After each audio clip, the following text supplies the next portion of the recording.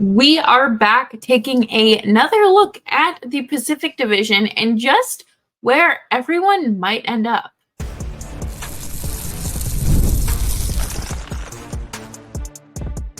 You're Locked On Flames, your daily podcast on the Calgary Flames, part of the Locked On Podcast Network, your team every day. Hello, everybody, and welcome to today's episode of Locked On Flames. As always, I am your host, Jess Belmosto, and thank you so much for joining me. Today's episode is brought to you by Game Time. Download the Game Time app, create an account, and use code LOCKEDONNHL for $20 off of your first purchase. Terms apply. Today, I thought that we could kind of do a little more digging around and looking at the Pacific Division and what are some true major changes that have happened, and make a very early prediction of the standings, because who doesn't love the possibility of being like cold takes exposed when it's literally the end of July. But make sure you are subscribed to Locked On Flames wherever you get your podcasts, as well as on YouTube. We are here for you Monday through Friday, 5 days a week, your team every day. Before we dive into today's episode, though, I did just want to send love and my thoughts and prayers, I guess, to Jasper. I think that, what's happening there with the wildfires are absolutely devastating. And if anyone has any resources, like any fundraisers or anything of that sort, please let me know. I would be happy to make a contribution. Based on what I saw digging around yesterday, I really only saw the pet stuff. So let me know. But yes, we are here today to talk about what I think is going to be a shift of the Pacific Division. And I don't necessarily mean that like the Sharks are going to jump to like a playoff team, or the Ducks are somehow going to take 5 steps back in their rebuild and everything they've done so far is like trash and they're scrapping that plan. But I do think we're going to see some seismic changes with a powerhouse that has taken the Pacific Division by storm. And let's just jump right into it. I think the biggest fall off here is going to be the Vegas Golden Knights. They lost Jonathan Marchessault. They lost Logan Thompson, Chandler Stevenson, Alec Martinez. Like, there were key pieces there that they lost this summer. And I mean, that's what happens. Like, every team goes through this one way or another. Like, it could be like the Vegas situation where, you're up against the cap and you don't have the ability to re-sign free agents. Or you're like the Flames and you just sell during the season. So, you get something in return for good players. Like, actually, I guess Logan Thompson was technically traded, so you didn't lose him for nothing. But like Jonathan Marchessault, losing him for nothing is kind of crazy. And they did obviously sign Ilya Samsonov as well for goaltending. And I don't know if that's enough. It was bound to happen someday, and I'm glad it's happening now.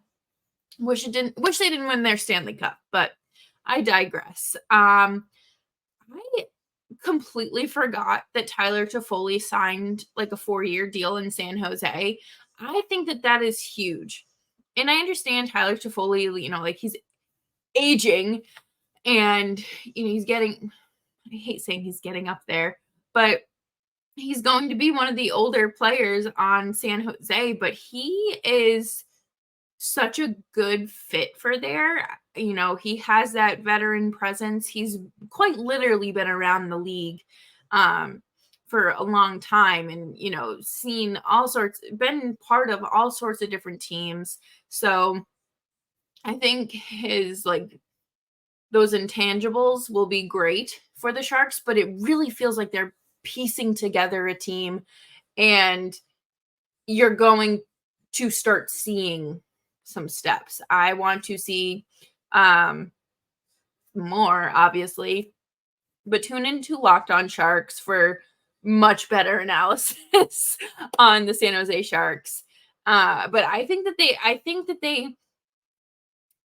they have been pouring the concrete for a foundation for a very long time, and the concrete's starting to dry, and you have a foundation to like truly build off of. Getting Celebrini is obviously huge. Will Smith signed his entry-level contract, so he's not, obviously they're not going back to college. It's good stuff. And of course we have the Flames. Like, this is a Flames podcast. We're going to talk about the Flames. They have had significant losses. We know this, right? They've had significant losses over the last 2 years, but this year was a lot. Elias Lindholm getting traded in December, and the other players, or not Elias Lindholm in December. It was Nikita Zadorov in December, and then Elias Lindholm later, and then the trickle down effect. And that was crazy. Everyone kind of knew that it was coming. Noah Hannafin kept them on the fence for a little bit, but ultimately he signed in Vegas, which is good for him. I think that's a situation where the Flames kind of did get lucky again. Just like they got even more lucky, even luckier with Lindholm turning down that $9 million a year extension at 8 years. So 7 or 8 years, I forget. But obviously just this summer alone, they have traded away Markstrom and Mangiapane. Those are two,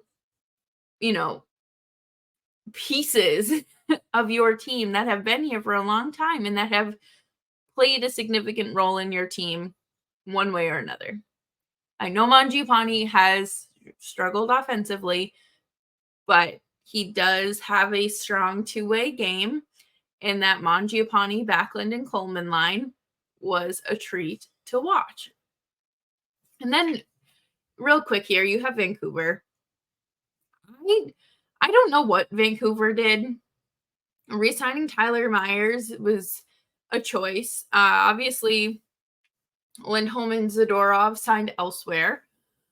They both turned down extensions in Vancouver for whatever reason, and they ended up bringing in Jake DeBrusk on a 7-year contract, which I think is a choice. I hope that DeBrusk finds his game in Vancouver. I hope he finds it again and it's sustainable, because he is a good person and he's fun to watch when he's good. And Derek Forbort, again, we all make choices. Probably going to be your 7th, 8th defenseman. If you have him out there and your lineup night after night, I don't know if you should be a coach. But coming up next, we're going to make some predictions here, and I feel like it's just way too early for me to say like any of this with like full confidence and being like, this is my stamp for the whole season. We will do that later this year, or later this summer rather. But before we dive into all of that, we're going to take a quick break, and we will be right back after this. I love going to baseball games. I love going to concerts. Any sort of entertainment experience outside of my house is a fantastic time for me. And I get to enjoy a lot of those activities with Game Time. Game Time is an authorized ticket marketplace of Major League Baseball, which makes getting tickets faster and easier. Prices on Game Time on the Game Time app actually go down the closer it gets to first pitch. I was able to snag fantastic seats for the Flames when they played on Long Island this past winter, and it was a blast. And the view from your seat setting option was great, and I was not surprised with any fees, because Game Time includes that all-inclusive or all-in pricing, so you aren't shocked at the end here. But Game Time also offers the lowest price guarantee, or Game Time will credit you 110% of the difference. And your purchase is covered with the most flexible customer service policy in the ticketing industry. Take the guesswork out of buying MLB tickets with Game Time. Download the Game Time app, create an account, and use code LOCKEDONNHL for $20 off. Terms apply. Again, create an account and redeem code LOCKEDONNHL for $20 off of your first purchase. Download Game Time today. Last minute tickets, lowest price guaranteed.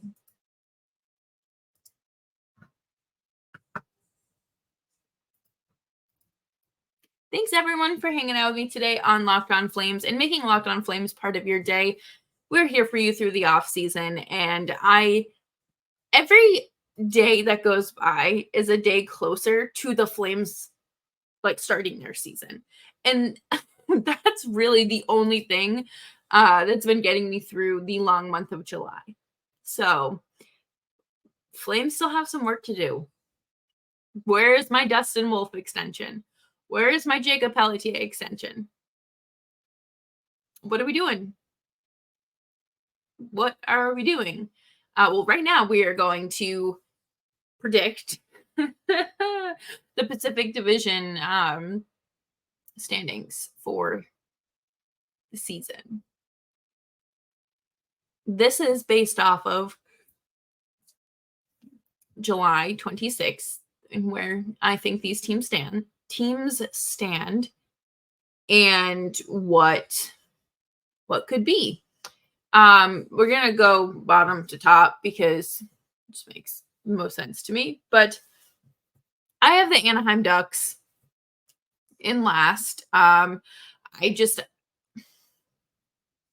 feel like the Sharks could be worse than the Ducks, but at the same time, the Sharks adding Tyler Toffoli really does something for me. I feel like the Ducks are just very confused in their rebuild.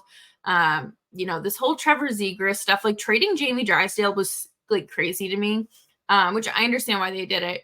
But now the uncertainty with Zegras is, I don't know. I feel like that truly throws a wrench in the plan. And we know that sometimes that stuff plays out on the ice as well.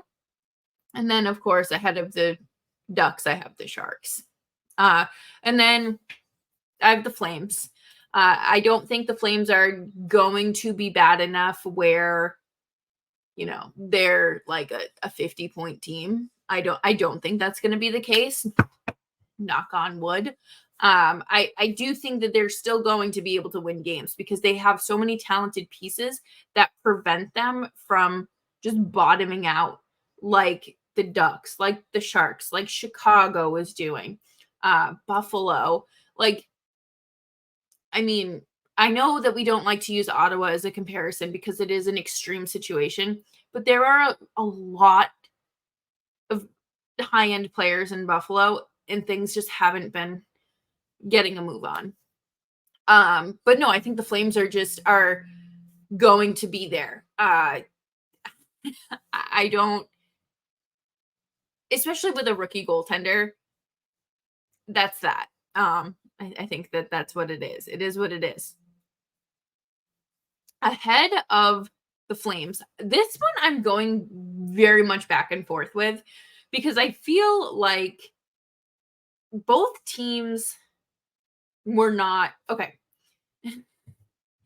Neither team has made up for what they've lost in some way.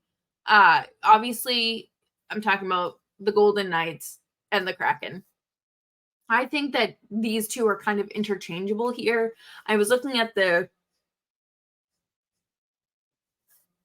standings from last season, and I was like, Vegas was ahead of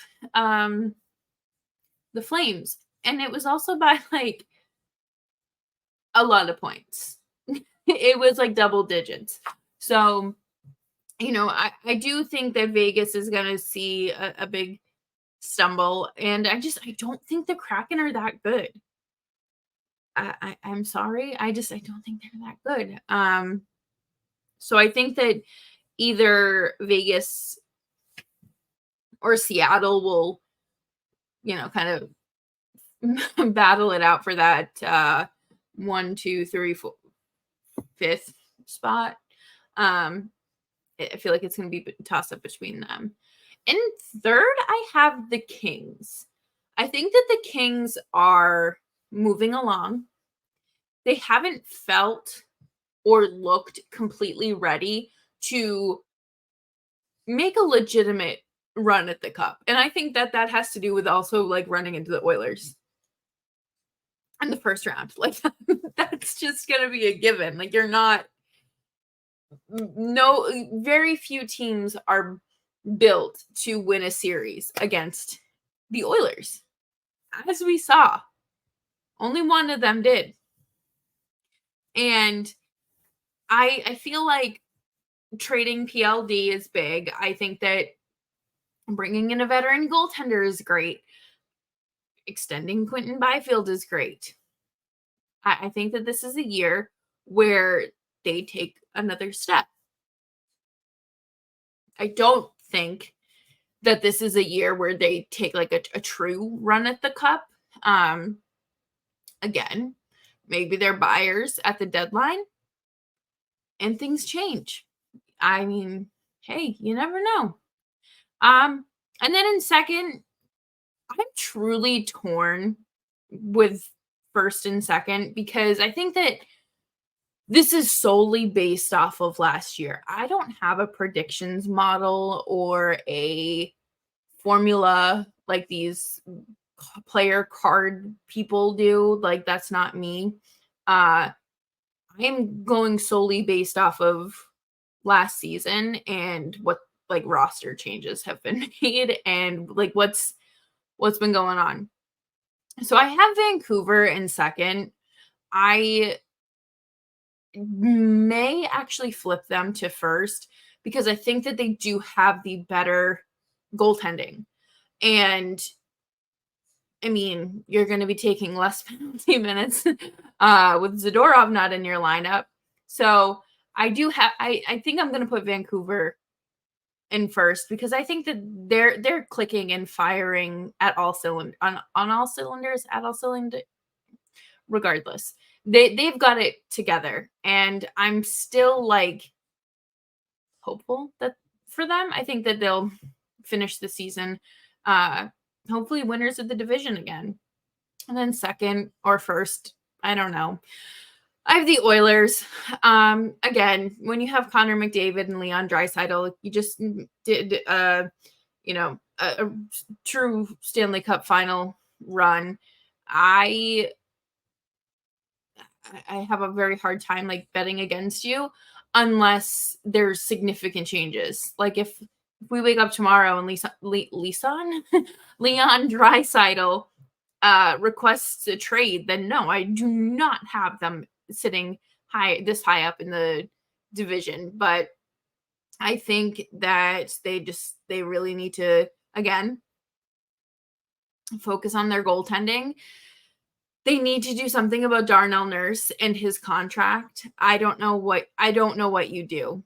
I don't think you can do much of anything, but I mean, Connor McDavid's there. Like it pains me to say this, but I do think that Vancouver and the Oilers are finishing pretty much atop the division. But coming up next, we are going to talk about, or I'm crowning the winners and losers of the week because it has been a very long week and I feel like we need some positivity. And we will be right back after this.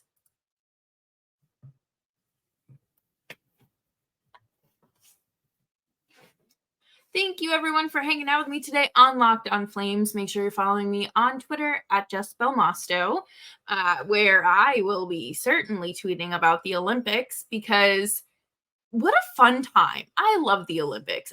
I am so glad that I am not the best at anything because I couldn't perform on a stage like that or like I when growing up, I competed like theatrically with a musical theater company, and like that was enough.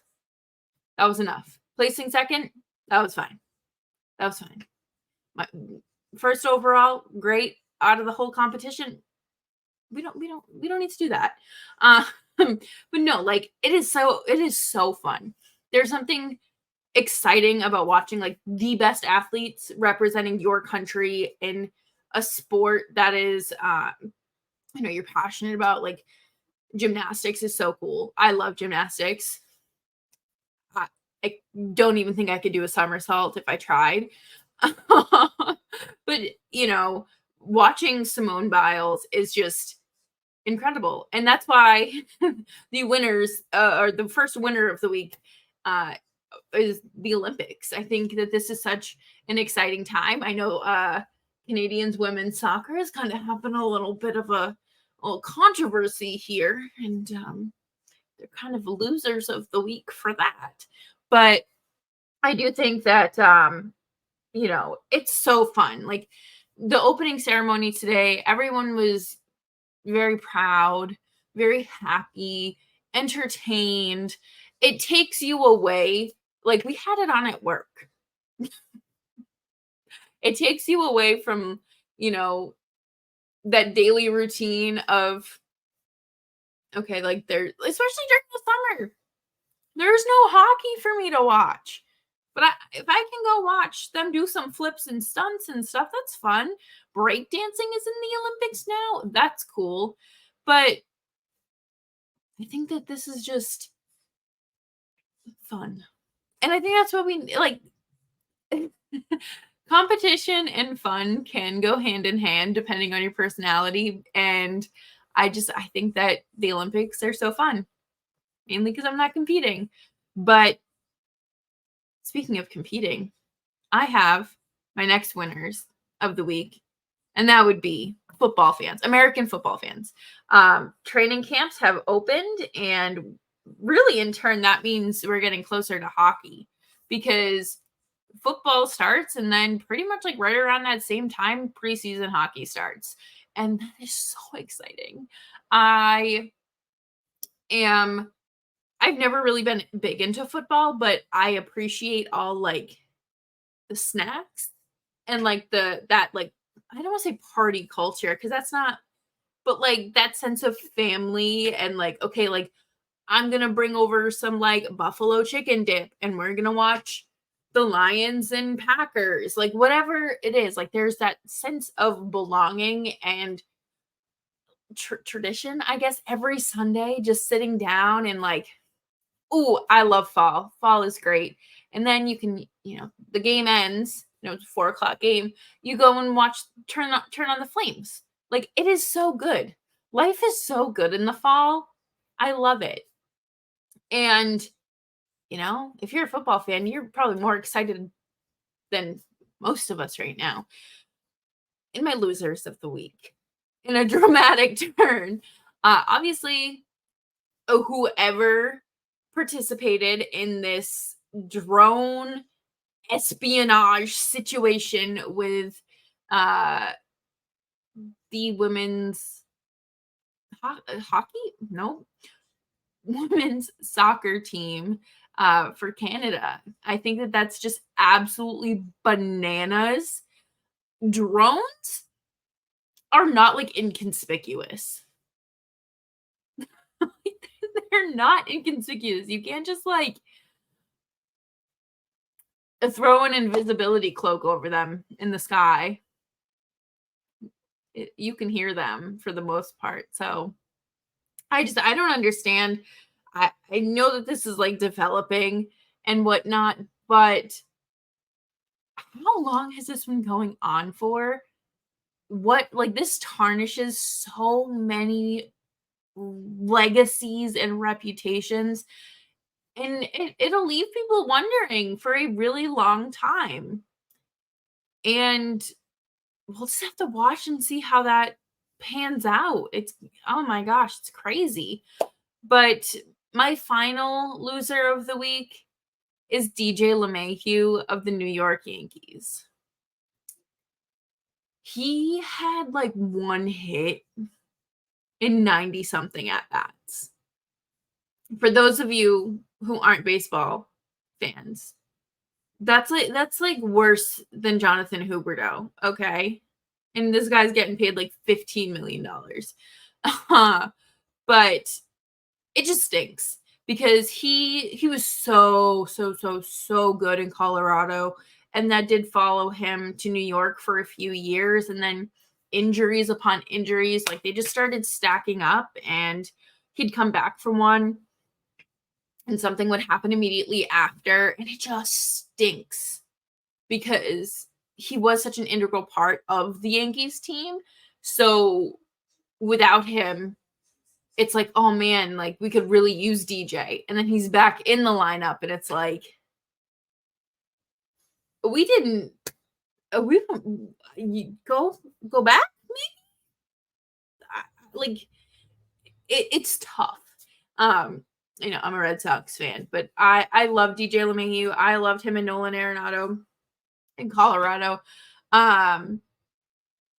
But yeah, it's not a very good time to be DJ LeMahieu. But coming up next week, we wrap up the last week of July. Maybe we'll have some Dustin Wolf contracts. Maybe we'll have some Jacob Pelletier news. Maybe Kuznetsov or Solyov, or quite literally anything. If the Flames want to give us a goaltender, it'd be super neat. We'll probably do a little bit of talking about Jerome McGinley as well. And I have potentially a few tricks up my sleeve. But that's still a work in progress. But that will do it for me today on this Friday edition of Locked On Flames. Again, I am thinking of all of you impacted by these wildfires out in Jasper. Just absolutely heartbreaking and devastating. Please let me know in the comment section, or you can DM me on Twitter at Jess Belmosto. Any resource links.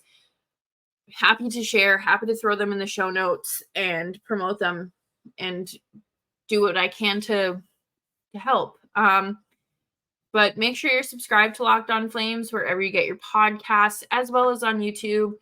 We're here for you Monday through Friday, 5 days a week, your team every day. Enjoy your weekend. Stay safe, stay warm, stay cool, stay dry. Make sure you're subscribed, and I will see you all on Monday.